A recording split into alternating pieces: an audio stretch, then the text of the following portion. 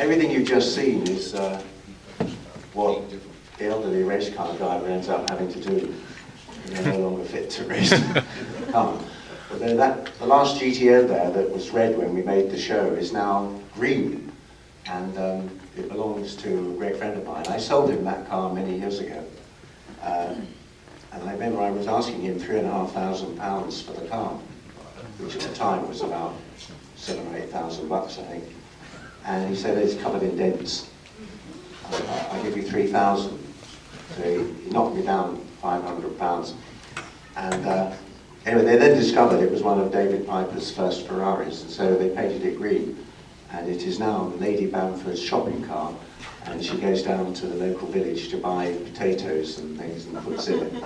But then we borrow it back every year, and we take it to Goodwood for the race revival meeting. And I drive with Sir Anthony's son, Joe, every year, and we have a really good time. But before all this kind of thing could happen, I'd take you back to how I got into all this in the first place, which I think is people find quite interesting. And Franklin Delano Roosevelt and Sir Winston Churchill are kind of responsible for a lot of this. And I'll tell you why, really, because you probably know that if America hadn't come into World War II, we definitely would have lost the damn thing, and we'd all be speaking German. Anyway, that didn't happen, because we managed to buy, without having to pay for it at the time, all kinds of things that Americans provided very kindly. So a great debt of honour there. But I was born just as World War II came to an end, and life in England was pretty bloody and miserable. We had food rationing to start with, and everyone was broke. And people didn't know what to do, really, about how to get back into the swing of real life. I was sent to, I ended up in a children's home when I was about 6, because there wasn't anywhere for me to go at the time for all kinds of reasons. And I went to boarding school when I was 7. And it was a pretty horrific life there. I mean, people groan about school food today. But when I went to school, we lived on bread and dripping sheep's fat. And if you were a good boy, you got brown sugar on your sheep fat. I never did get the brown sugar. Later on in life, when I was leaving school, the idea of going on for further education, like to university or what you would call college, no one ever mentioned that, because I knew all during my school days that when I got to be about 17, I'd have to go to work. There was no other way around it, because there was no funding and no nothing available. So I did. I went to work straight from school. I went into the City of London financial district. And what happened is that I got to be quite social, because you know, I could look quite good in a suit and a stiff collar. And we used to have all these great parties with lots of nice-looking ladies around. And so I had taken up with a rather sort of debutante type of girl. But I'm not quite sure what really happened. I think her father found out that I was broke and not the sort of guy he wanted his daughter to be getting too close to. So at a party one night, she was removed from my presence by a guy who was a photographer. So it really upset me, but I had another friend of mine who had inherited a fortune from his family. So he said, well, don't worry about that, let's buy a photographic studio and we'll become photographers. So that was the first time in my life when, for the sake of the ladies, my job changed and I became a photographer. And we did all sorts of interesting things. We had sort of Jimi Hendrix album covers, and we did the second Rolling Stones album cover, and we had lots of quite big deal rock and roll people in there, Rod Stewart and the Faces and all the rest of it. But far more importantly, lots of very pretty girls who were models and whatever. So life was good, really good indeed. And I ended up having a really gorgeous looking girl who was my girlfriend, model girl. And a friend of mine phones up one day and says, did I want to go to Brands Hatch? I said, what's Brands Hatch? He says, racing, you know. What was it? Horses? He said, no, car racing. Come to Brands Hatch and see some car races. So I did. And unfortunately, this very pretty girl was removed from my presence by a guy who turned out to be a racing guy. So I gave up the photography and became a racing guy. Immediately. I didn't have any qualifications particularly. I mean, I could hardly drive, but I turned up for my first race. And it's an interesting thing because as soon as I got out on the track, I realized that this is what I really wanted to do. And my partner in motor racing was a Lloyd's insurance broker. And he had a full-time job in the city, and he earned pretty good money. So I used to look after the car. It was an old AC Ace that we had, and we'd go racing every weekend. We had a really nice time. And it was about this time, I suppose, that I decided I'd like to get more serious about it. I was only ever an amateur driver. I was never a professional driver. Big difference between amateurs and professionals. And I met a guy whose family owned what was then called the Chase Manhattan Bank. Useful kind of guy to know, Julian. And he was a bit reckless and a bit kind of off the wall, I suppose, in the 1960s way you can imagine.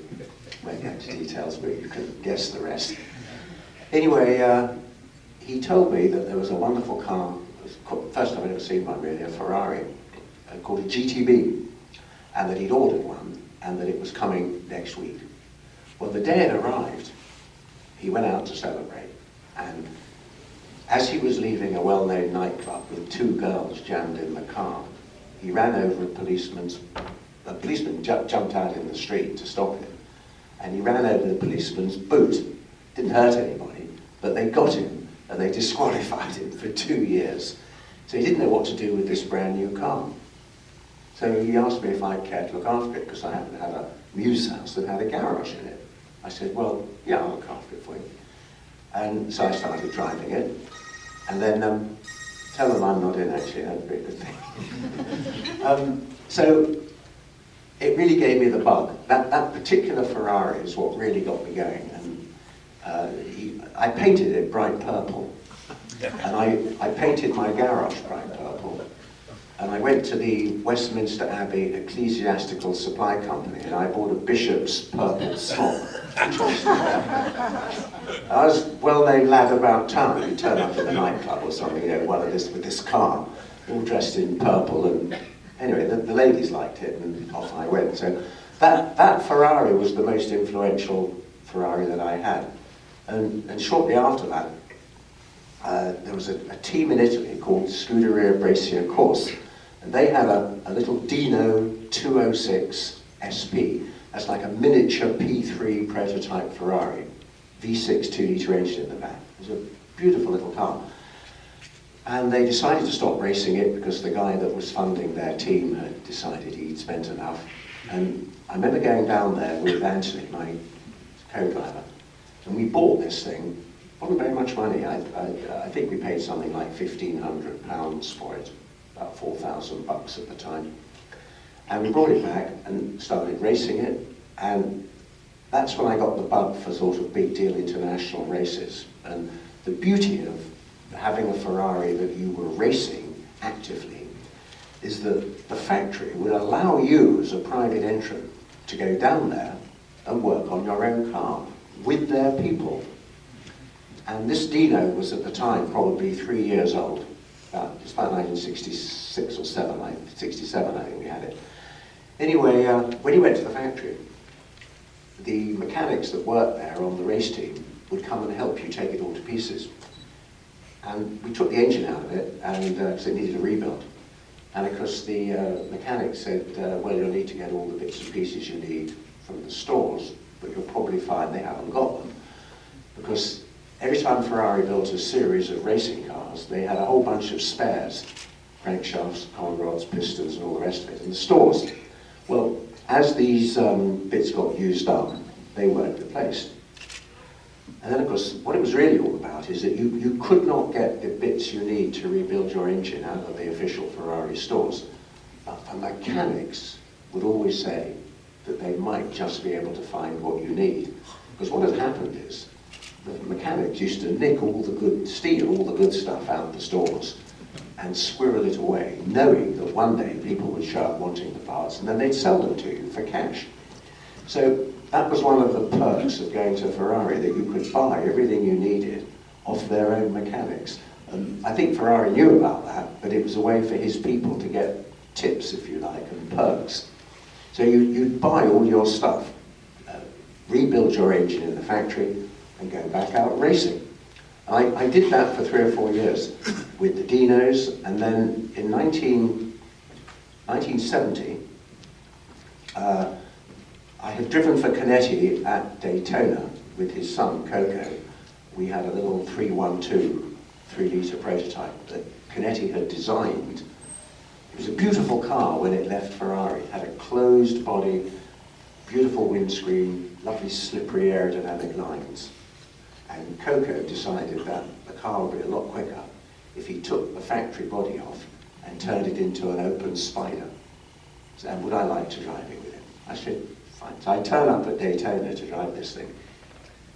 And when I saw it, it was the ugliest car I'd ever seen in my life. He wrecked it completely. And so badly, in fact, I think that Ferrari said, if you ever do that to one of my cars, I'll take away the agency from you or something. I mean, he really ruined it. It still exists, that car, but it's now been put back to the original shape that it was. But at that race, Cadenet had 2 big 5-litre 512 cars, 512S's they were called. And you see those cars being raced in Steve McQueen's Le Mans film, which was made in 1970, but released in 1971. So I bought, with the help of one of my sponsors, one of those 512s from Cadenet, and we sent that down to the factory to have it upgraded to M specification for Le Mans in 1971. And at the same time, I got asked to drive for the Belgian Ferrari agent, who was called Jacques Slaughter's Écurie Francorchamps, and they had all their cars were yellow. The Belgian national racing colour is yellow.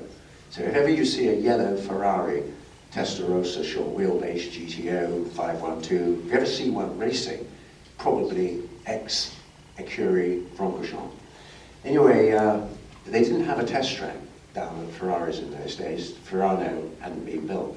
And so when these cars were actually prepared and ready to go, we used to test them on the street. We just go out onto the public highway in a 640 horsepower car and black rounded it and make sure everything was working properly. But the advantage again was, because we were driving official kind of factory cars, you had the run of the workshops. And all of the modifications that were done to these cars, we were supposed to pay for. But if you were driving for one of the satellite Ferrari teams, one of his agents' teams, the stuff wasn't quite for free, but it all came at a very friendly price. And again, as an amateur driver, you got the advantage of being able to drive a current work specification car, along with Jackie Hicks and Lorenzo, not Bandini, Giunti, can't remember the other guy, Jackie Hicks was there. Anyway, all the factory official drivers and you were all in the same team. But 2 weeks before the Le Mans race in 1971, and that was the first year I went to Le Mans. I was meant to go in '69 in a GT40, but I got there, but the car was crashed before I got in it.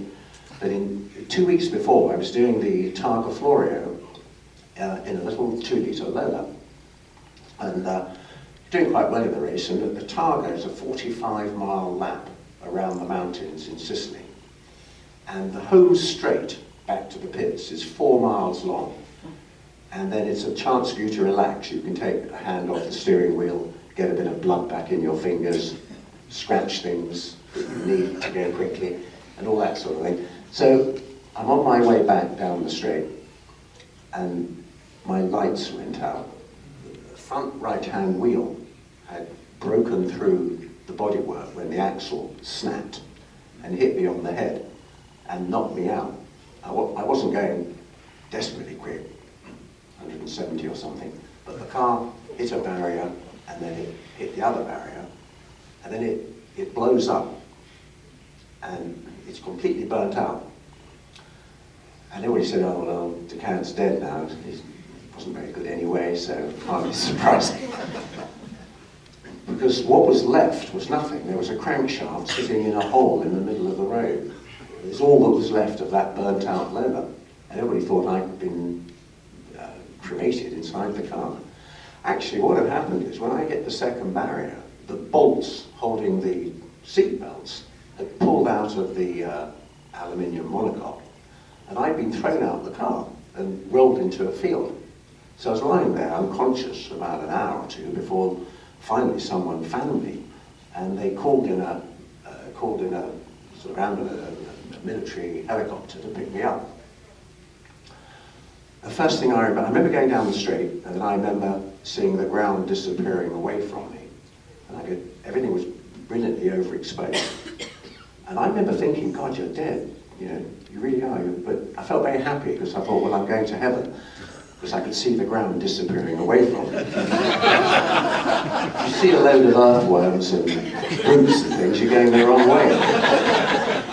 Anyway, I was strapped on the outside of a stretcher-bearing helicopter, and my pupils were jammed open because of the concussion. Anyway, I remember going to hospital. They took me to hospital, and I go inside this hospital room after I've been x-rayed, and there's a guy sitting up in bed, and he's covered in bandages like the Invisible Man, and his hands are all bandaged up. And anyway, they put me into bed, and I hear this voice. He says, it's a British northern accent, and he says, who's that? Who's that in the bed? I said, it's Alan. Who's that? He says, Brian here. Brian Redman, whom you all may know of, I'm sure. He'd had an identical accident in a factory Porsche 908. He'd hit, his tyre had burst, the whole thing had caught fire, but he got stuck in the car whilst it was on fire. And he got badly burned. His racing gloves had got burned, his goggles had got burnt onto his face. He was not in a good shape, but he was conscious, and he was lying in bed, but he couldn't see a thing, and his hands are completely bandaged. Well, I had gone blind in my left eye through the concussion. I could only see out of my right eye. I was completely blind in this eye. So I said, you're all right then, what's happened? He tells me what's happened. And then I said, how are you feeling? He said, I don't feel too bad, he said, but I'm bursting to have a pee. Well, it's a bit tricky when you're lying in bed with both your hands bandaged and you've got your face bandaged. So, can you give me a hand? So I stagger over to Brown's bed. Anyway, I pull the bedclothes back, I get him out, and I trot him off to there's a hand basin there with the taps on. So I then do what obviously I have to do to help him do what he wants to do. And as I'm helping him relieve himself, the door opens. And Pedro Rodriguez and John, what was he called? Not John Wire, but the team manager, I can't remember his name now, they come in and they see what I'm doing. And I think the remark was, oh, hello, Brian. Does your wife know about this? Anyway, we have become great friends, and in the first week in May, Brian and I are going back to the Targa Florio to visit the scene of that crime, and where we had these bad accidents. That's the worst accident I ever had. But the reason I'm telling you the story, apart from the fact I think it's quite funny, and he tells this story too, by the way, because he always gets a good laugh out of it. Just hold on. Hello? I can't, I'm just giving a talk here, I can't speak to you. But you should be here, it's a really nice talk. I'll speak to you later, yeah. That's my son, he wanted to come, but anyway, he can't.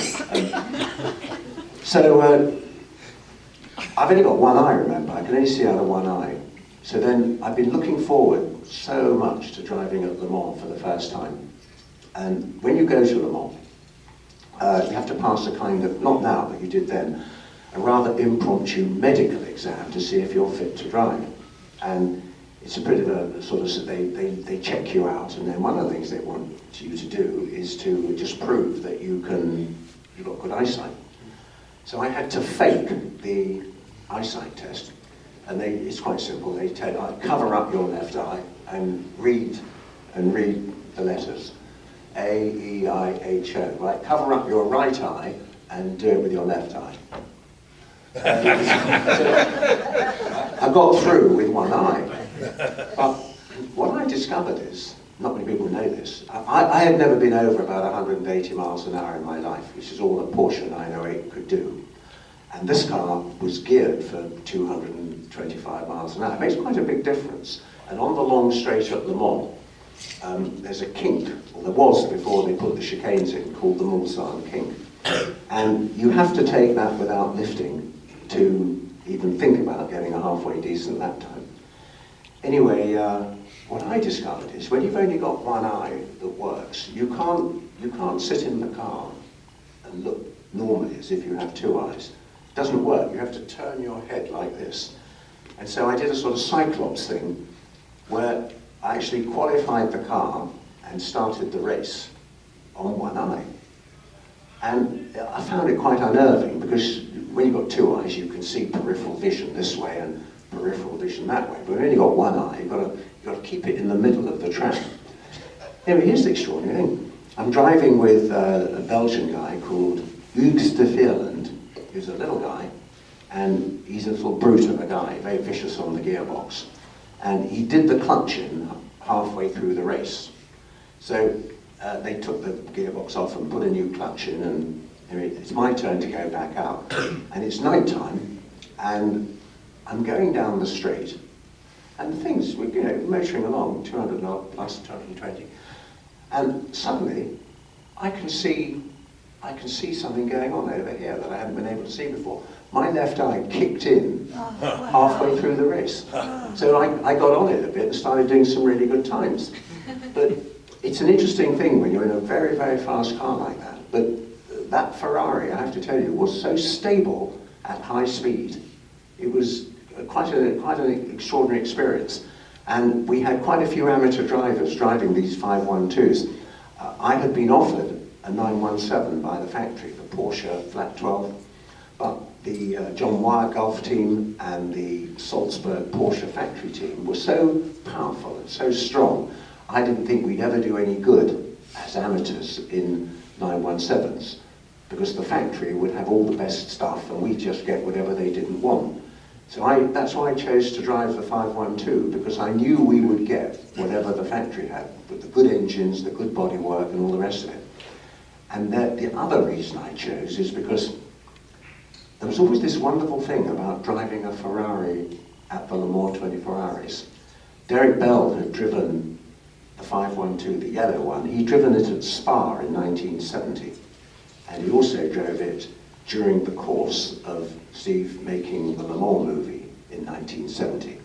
And we rebodied it, that same car, for Le Mans in 1971.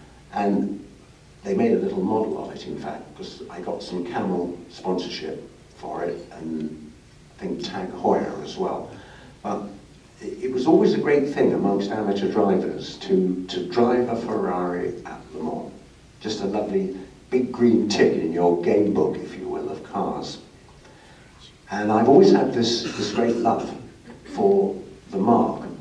And in the 1960s, you could buy, as a road car, something like a short wheelbase.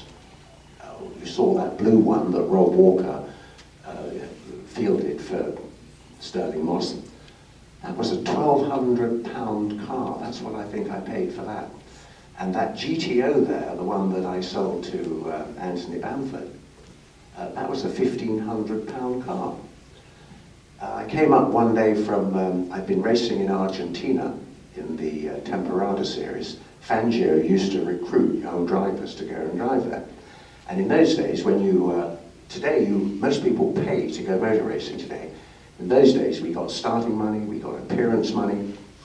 Well, I came back up one day from Argentina, and I had $5,000 on me in cash. That was what I had earned down there from prize money and starting money. And my mother lived in Los Angeles. She was an actress. And so on my way from the airport in the cab, I got a copy of the Los Angeles Sunday Times. And I'm looking in the back at cars for sale. 1962, Ferrari GTO, $6,000. Stephen Mitchell, 213 phone number. So I phoned him up and I said, hey, interested in the car, you know, what's it like? He said, well, nice car, you know. So I said, well, if you want to bring it round, let's have a look at it. So he drives round to my mother's house in the car. I go out in it. I said, okay, look, here's the deal. I said, I'd like to buy the car, but this is what I've got. And I show him the £5,000. And he said, I want 6. I said, well, that's all I've got. I said, look, count it. And he said, no, I want to have $6,000 for this car. I said, well, look, I'm sorry, that's it. I've just earned that, that's all I've got. And his eyes started to bulge a bit, you know, at the sight of the cash and the usual sort of thing. And then I let him feel the money. That'll do it, usually.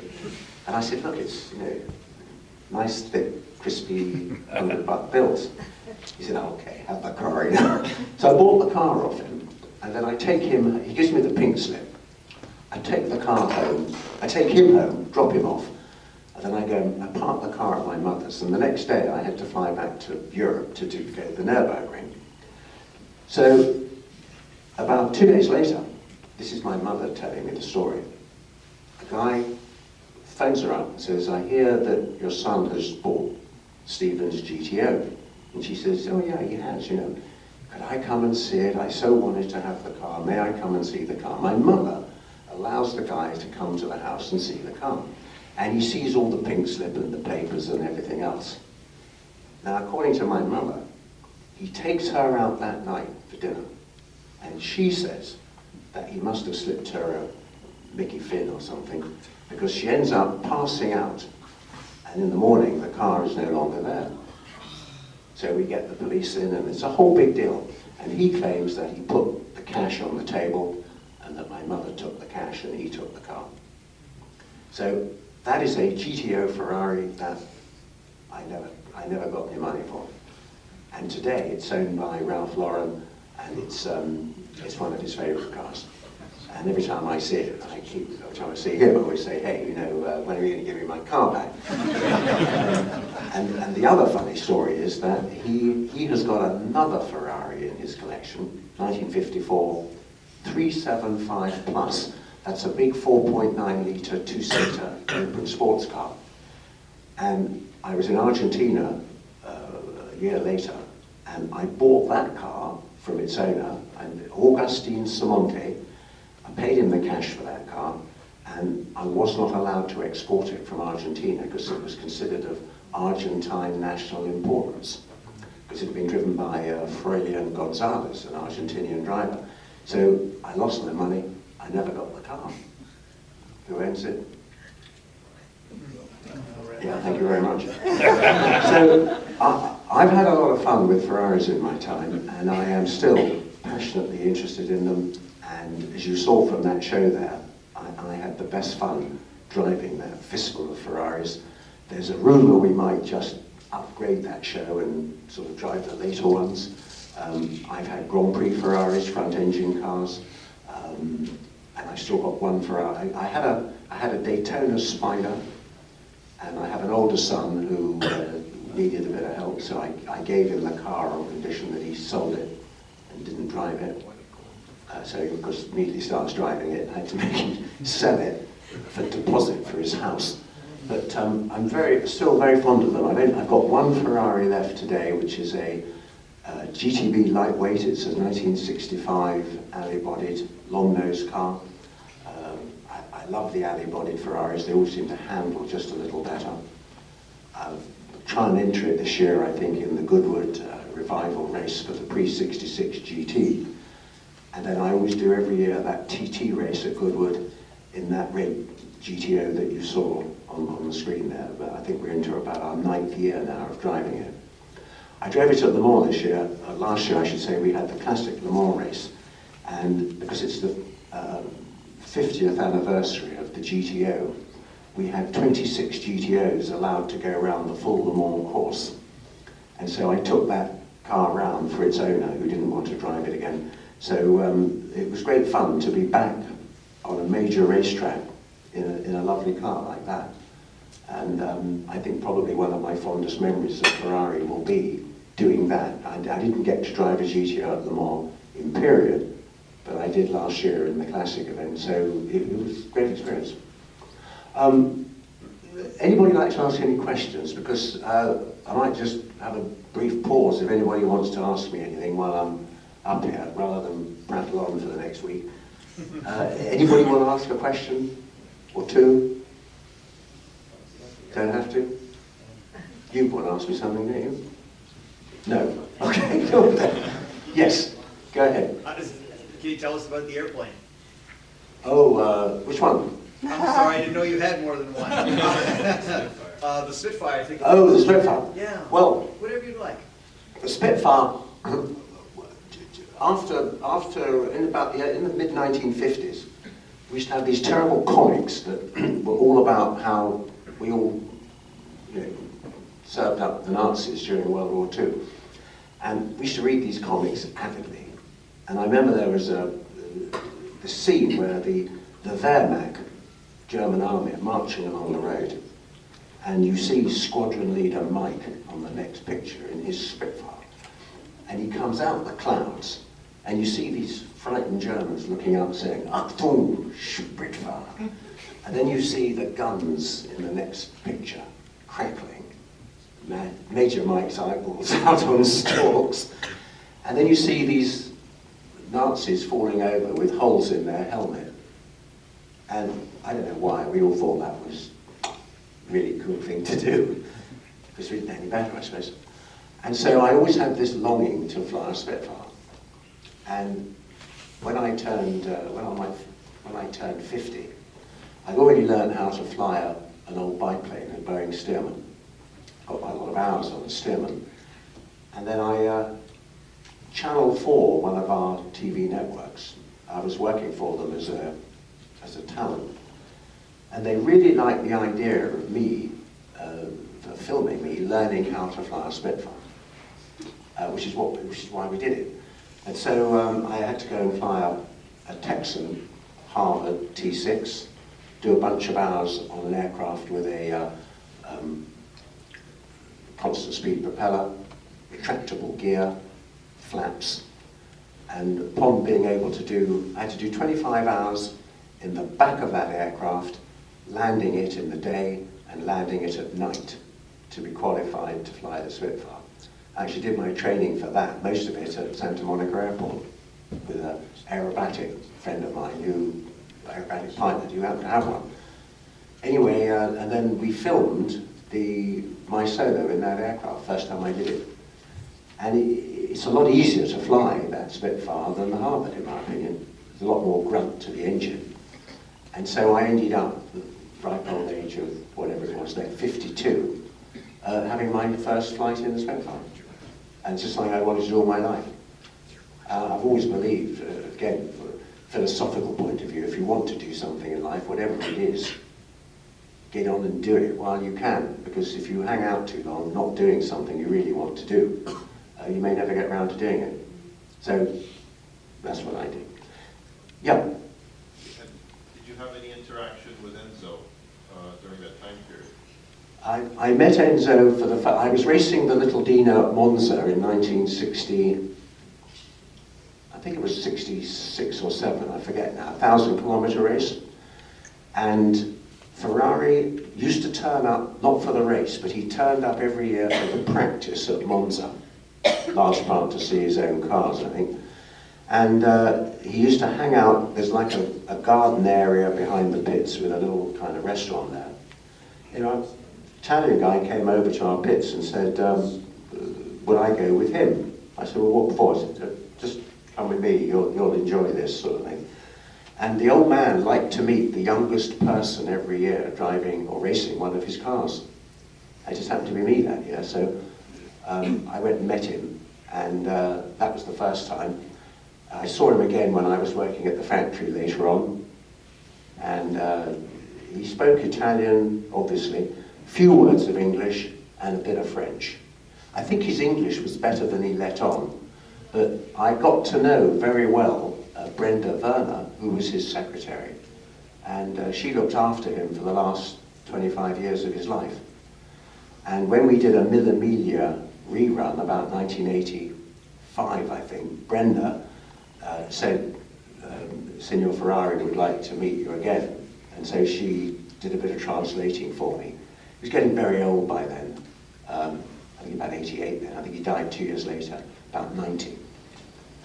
But he was very fond of the British. You think about Tony Brooks and Mike Hawthorne who drove for him. He liked having gentleman drivers in his team. Brian Redmond drove in his sports car team, and he was fond of the Brits. And I've always tried to work out why, and I think I now know.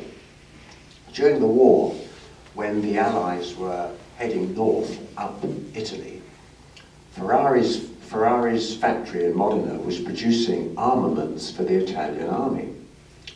Maybe for the Germans too, I don't know, obviously under orders.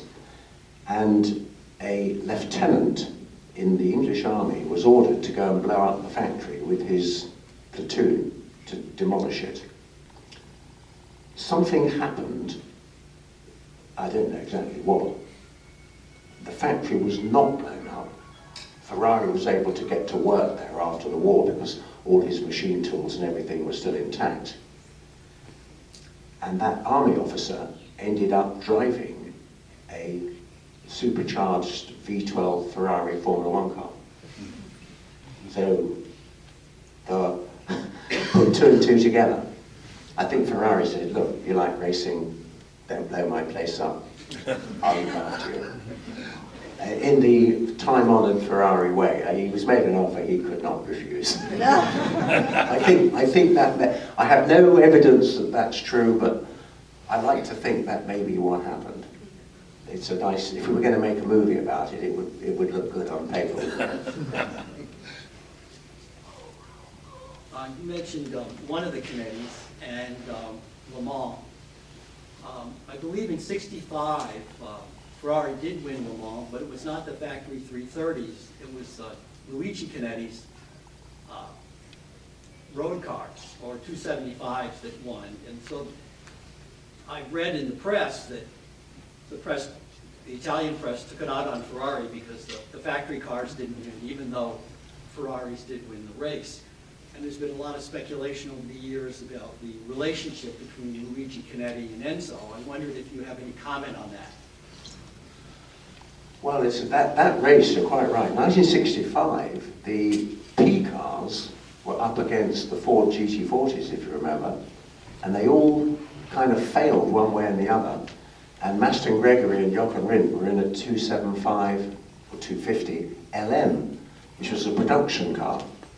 And they were almost trying to blow the damn thing up. They didn't want to really do the race, thinking they wouldn't stand a chance. But with about, 6 hours to go, they're in the lead. And you're absolutely right. I mean, that race was run by that LM, two basically not very well-known drivers at all, and his P cars failed. And believe it or not, 1965 is the last time that Ferrari won the 24-hour race of Le Mans. And it wasn't with the P4, which it should have been, even though they went on to win, like Daytona. The GT40s, or the 7-litre Mark II at least, beat them the next year, 1966, quite handsomely. And 65 is the last year that Ferrari won Le Mans. And the Italian press undoubtedly will have given him a good pasting, because motor racing to Italians is lifeblood. And that's why Alonso, for argument's sake, is so popular today in Italy. That's how Schumacher was so popular, because when you win for Ferrari, it doesn't matter who or where you come from, the Italians are going to just love you. And if, on the other hand, you're making bright red cars that carry your name and you fail, then you're going to be in for a pasting in the press. That's the way the Italians work. God bless them, I think it's great. Can you tell us about your Formula One experience, particularly with Brent Hill? Well, yes, that's an interesting thing. In 1971, when I was running these 512s at Le Mans, and we went to Kyalami for the 9 hours, and I came over here to Watkins Glen as well for the 6-hour race. I also had a Can-Am car, big McLaren M8 that we were running in the Inter-Series European Can-Am. And the Norris Ring in Germany, there's a big stadium there that was Hitler's main place for getting everybody fired up. And Pedro Rodriguez came to that race to drive for his friend Herbie Muller in a 512M. And Pedro was a factory Gulf 917 driver. He was winning with Leo Kinyon, and either him or Sifford and Redmond were winning all the 1,000-kilometre races. This was an international race, but it didn't count for the World Championship. So I had Chris Kraft, my co-driver, driving the Can-Am car for me. He won the race, but poor old Pedro Rodriguez was killed in that race. He took one of the corners, got it wrong, and his front right-hand wheel hit the wall, and the A-frame punctured his trouser leg of his driving suit. He wasn't actually hurt, but he couldn't get out of the car because the A-frame tube had gone through the material of his driving suit. So he's struggling to get out, and the whole thing blew up. So it was horrible. But the next day, in the Times newspaper, he'd had a little report that world champion racing driver Pedro Rodriguez killed at a racetrack somewhere in Germany at a minor race.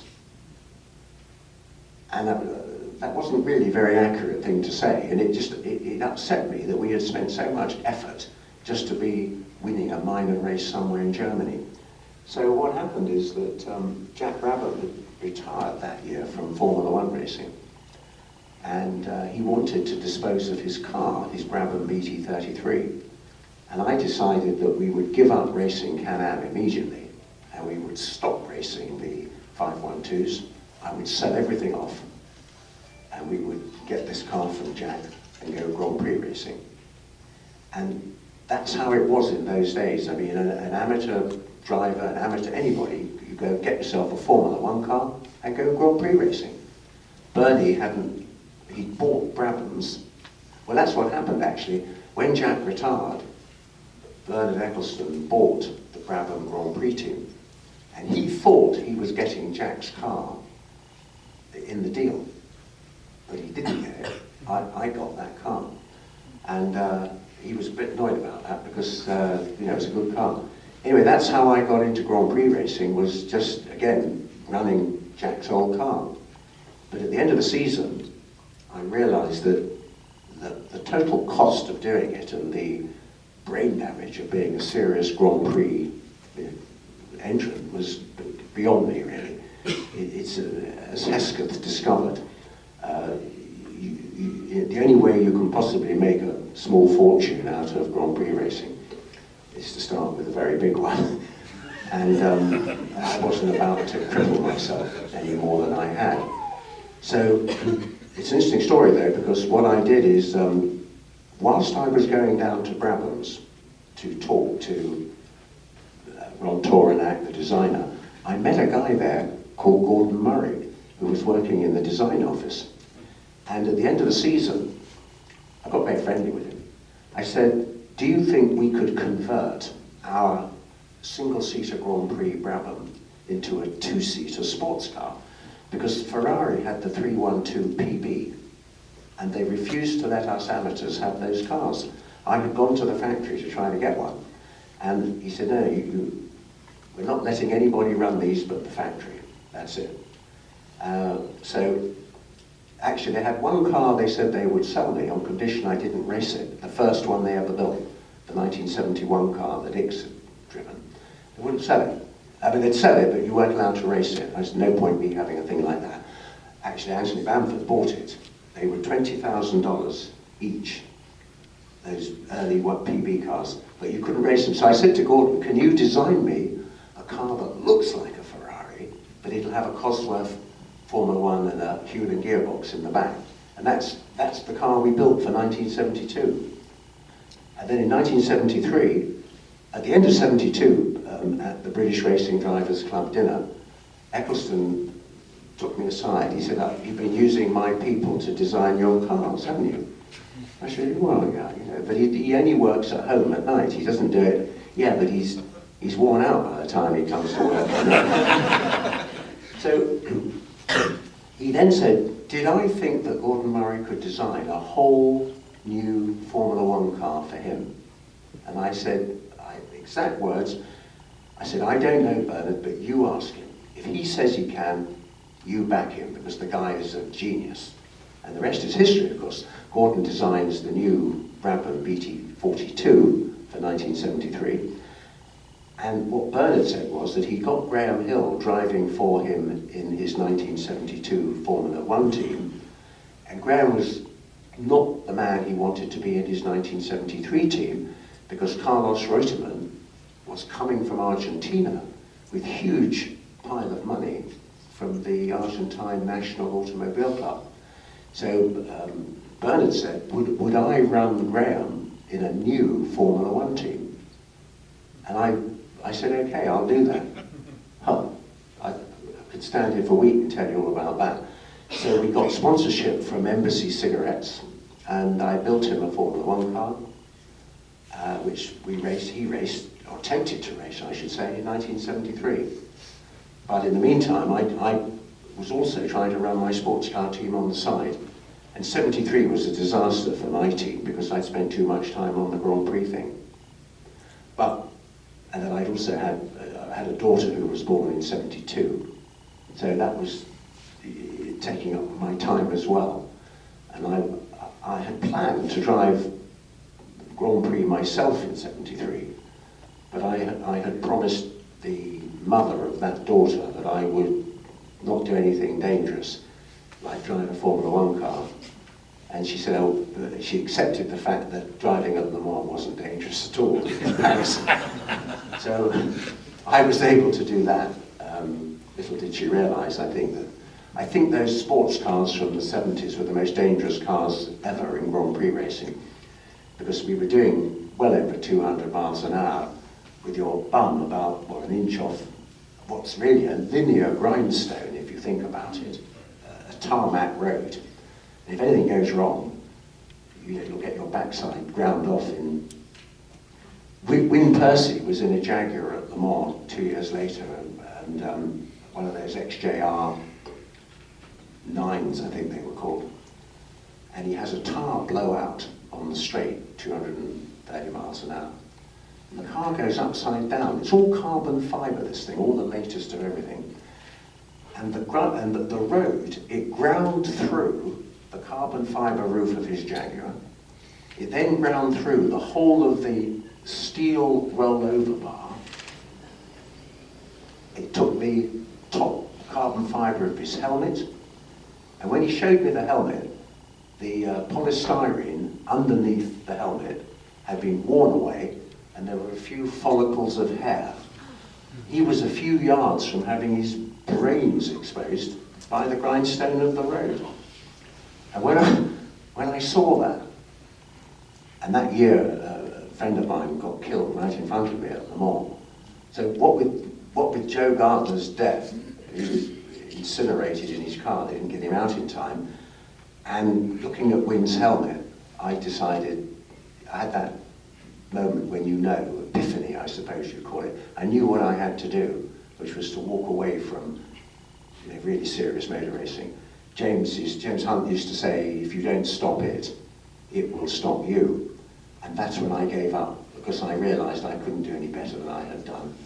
And hemorrhaging a lot of money, and stuff like that. And when someone, I'd had some pretty unpleasant experiences with other people getting killed at Le Mans, and I just thought, that's it. So those are my experiences in Formula One. Any more questions, or yeah? In the clip that we saw, you were driving a 333 SP down what seems to be a country road with no helmet on. Is that just for the cameras, or do you prefer driving it without a helmet? I mean, not many people can say they drive a 333 at speed without, protection. Well, I don't wear a helmet in any of those modern cars, and I only wear a paper mache thing in the old ones. And the reason is that I'm very conscious when you drive those cars how very, very quick they are. And I don't want to get hurt. And so I drive them at a pace that is well within my ability and the car's ability. And my way of kind of showing that was not to wear a helmet. And I felt quite comfortable not wearing a helmet. I'm belted in. It makes me not come off the road. It makes me look after that person's car. And if you notice there, where you see that GTO going around the corners or the dust comes out, well, this is show business, don't forget. I mean, we have stuff called fuller's earth. It's like dust. And they put the dust down on the apexes. So as I come by, I hit the dust on cue. Very skillful. And what happens? The dust puffs up, and everybody goes, whoa! He's going like a rocket, you know. So there's also a technique I developed when the camera's in front of me there. I can run my fingers around the wooden wheel without turning it. So although you see the car skidding on opposite lock, I may have done that on a skid pad or something.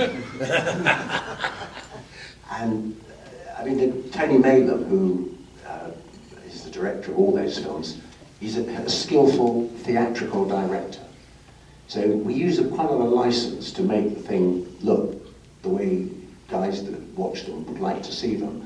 But I don't want to be responsible for stuffing 35 million buck cars into trees and things like that. Especially if I don't own them. So some of it, I mean, a lot of it's, you know, I'm not hanging about, but I'm not, it's a big mistake to try to show off for show business in a car.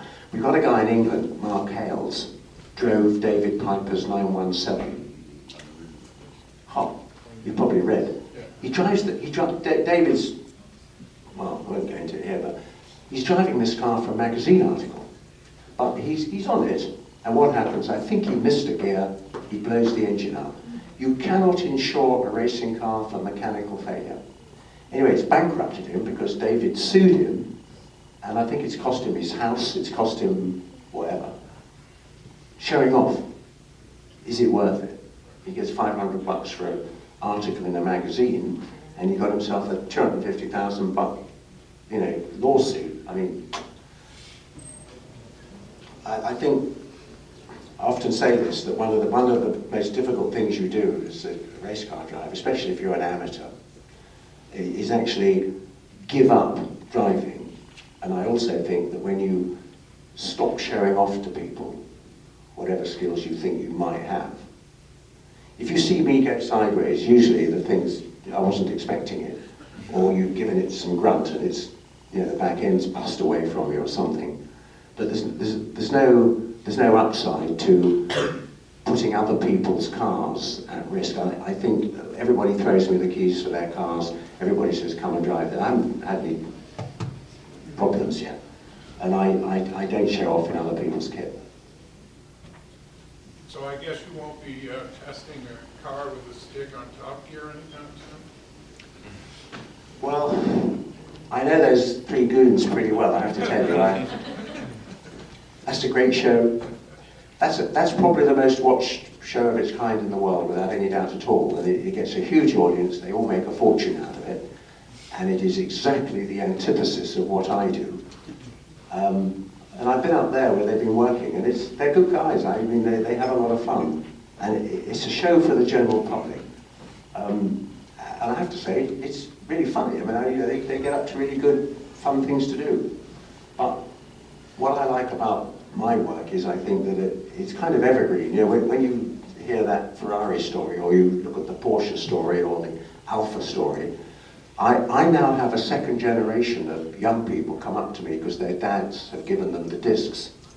And so, like you in the front here, see, now you can watch this, and everything you learn off that disc is true. And you can give that disc to your kids when you have them. Because the story won't change. How Ferrari came about, and what Ferrari did, and what Jaguar did, the whole thing, it's what it is. So I'm proud of the shows, and I don't think we could do those shows again very easily, because those cars have now become, you know, horrifically valuable, of course. When we were blatting the GTO around, it was $1 million car or something.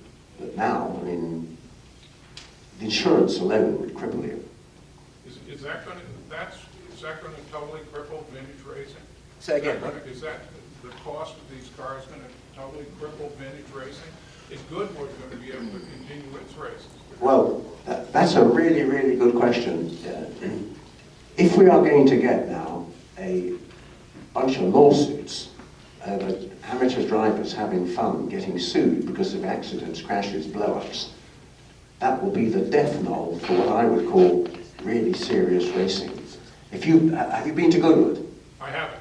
Well, the Goodwood revival, if you come to England ever again for any reason and you want to go to any motor race ever, Goodwood revival is the best thing, because I can say we all get on it big time.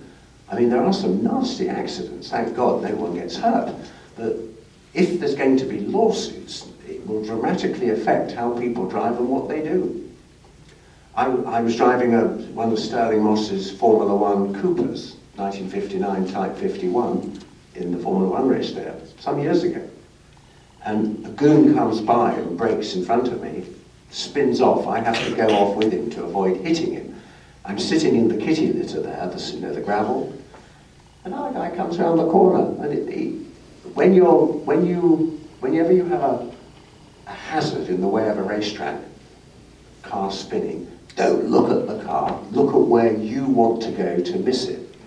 And I'm sitting in the car, I can see the driver looking at me with his mouth open. I said, he's going to hit me, he's going to hit me. Ow! You stupid bugger, what you... He whacks into me and causes a lot of damage to my innocent car. Because he wasn't looking where he wanted to go, he was just looking at me with his mouth open. So, do I sue him? In my book, it's a racing accident. It's my bad luck to be sitting in a car at the wrong place at the wrong time. I mean, if he'd killed me, then I'd still be the same way thinking about it, you know.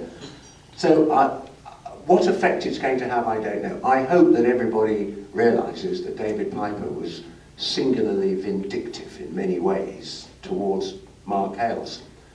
The three of them could have sat down with Octane magazine, Hales, and Piper says, look, I've got this bill, how can we sort this out? And Piper then sold the car for a world record price. And Piper is a very, very rich man indeed. Hales is broke. Octane have got a few bucks. Surely someone could have done a deal there. In my book, I would have tried to get out of it without all this bad publicity. In Piper's case, I don't think he comes out of it very well at all. I mean, basically he's crippled quite a nice journalist, who's a very good driver too, Hales.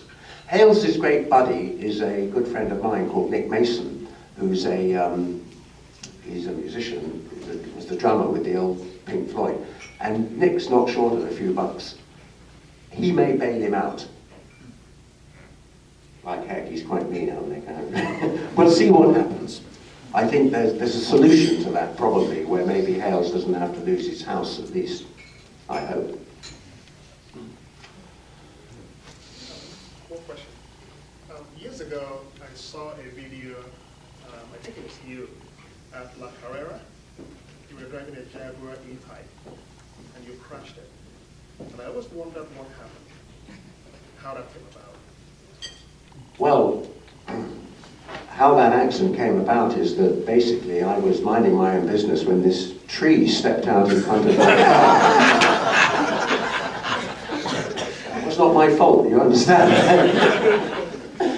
Now, I tell you what happened is that I had Guy Edwards, who is motor racing's greatest ever getter of sponsorship, in that C-Type Jag in that race. And he was scared witless on the first day. And he said, I can't handle this. He said, we're all going to die. And he got out of the car. And then I had a friend of mine, he had his girlfriend with him, who asked if she could come in his place, drive with me. Usual thing, I'm afraid, nice looking girl, put her in the car, you know. And she said the way she'd like to do it is that she would be reading the road book, And if it was a fast corner, I'd get 3 fingers. If it's a sort of medium speed, she'd give me 2. And if it was slow, I get 1. And so I said, okay, so we started doing that. And that particular section called La Buffa it's fast, but it's got some slow bits in it. And I didn't know it by heart. We hadn't practiced or anything. And she gave me that little C-type would go pretty quickly. And she gives me 3 fingers when it should have been 1. And so I couldn't hang on to it. I went into the bend too quickly, and I hit the tree. So there is a moral in that, of course. That when you're being given hand signals by a lady, just make sure she's read the road book and got it right, because otherwise you end up. We totaled the car. That poor old C-type. It wasn't a real one, fortunately. It was a Proteus replica. But I took it back to England, what was left of it. And our brilliant guy in the workshop, old Alf, he repaired it. It took him about a year. But you look at the car today, it's still got it. Because I had won that race the year before in that car. And everybody cheats like mad in that race as well. You know. We're supposed to have a 3.4 litre 6-cylinder Jaguar engine. And I've got a 5-litre Jaguar engine that Cosworths have worked on. It's 480 horsepower car, 180 miles an hour. And instead of having cart spring rigid axle back end, which is what it's supposed to have, we had an E-type back end grafted on. I mean, that car is still today everybody's favourite track car. You can take it to Silverstone or Goodwood or Thruxton or anywhere you like and just drive it all day long at high speed. It never gives up. It's a really fabulous track car. Any more? Yeah. And during the course of this, you shared stories about great cars that you've owned or had stolen out from under you, whatever. What would you say is the car that got away that you really wish you still had, both Ferrari or non-Ferrari?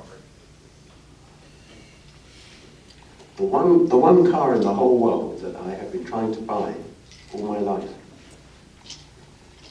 I've chased this car around from being underbidder at auction to going to stay with the guy who owned it and trying to talk him out of it, to going to the next guy that bought it, who also bought another one, asking him what on earth he could possibly want 2 of them. And what I have been up against all my life is people who are just a bunch richer than me. It's a 1938 2.9 litre Alfa Romeo Touring of Milan bodied Mille Miglia car. And there are 2 of them that are worth having. The one I've always wanted is now owned by Ralph Lauren, who's had it for a number of years. And I'll make you laugh actually, because the other one's owned by Dr. Fred Simeone, who from Philadelphia.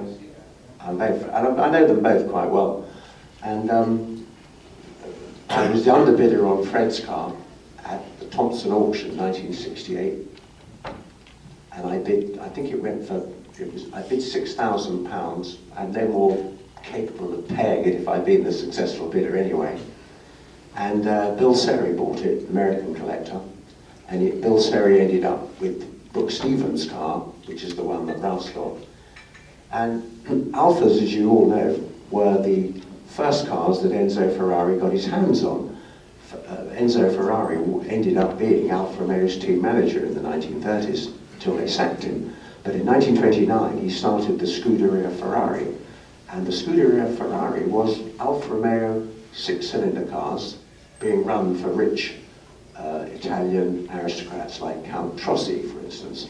And then the 8-cylinder Alfas came along, designed by Vittorio Iano, supercharged straight 8s. Well, the 38 car that he designed, for my money, is the prettiest and most magnificent thing ever built. I mean, just the most delightful, wonderful car. Anyway, they would race them in Alpha Red. Well, what's Alpha Red like, you might ask? Because there weren't a whole bunch of colour photographs around. And what happened is, Ralph loves black cars. You know, he painted his Bugatti Atlantique black.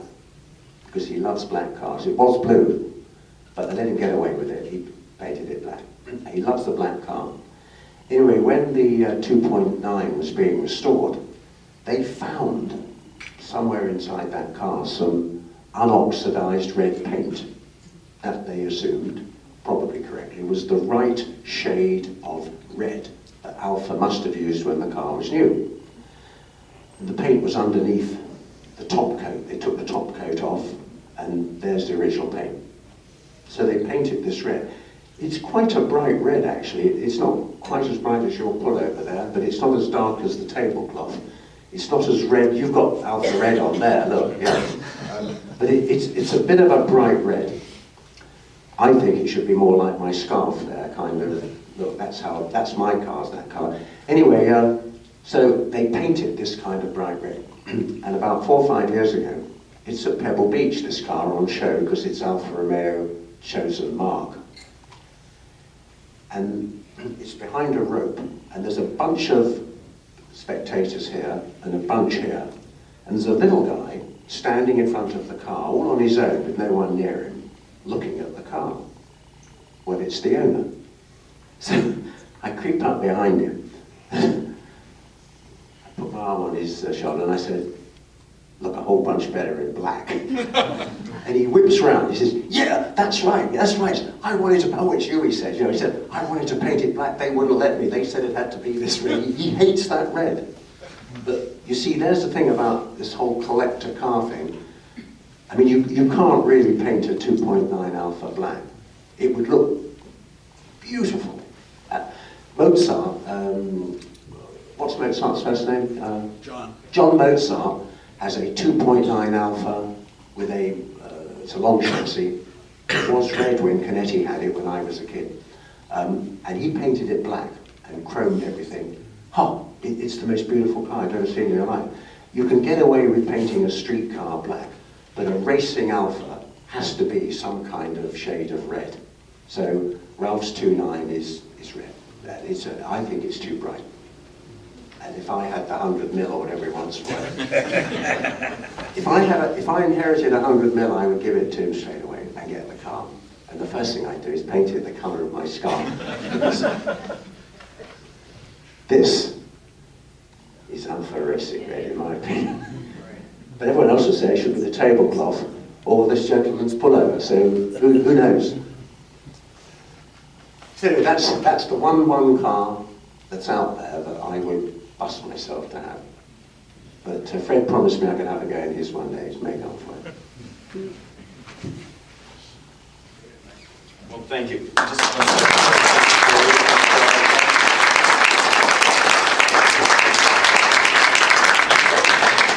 Honorary member, thank you, Alan. Hey, thank you.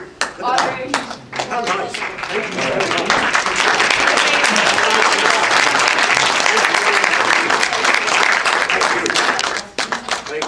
Thank you very much.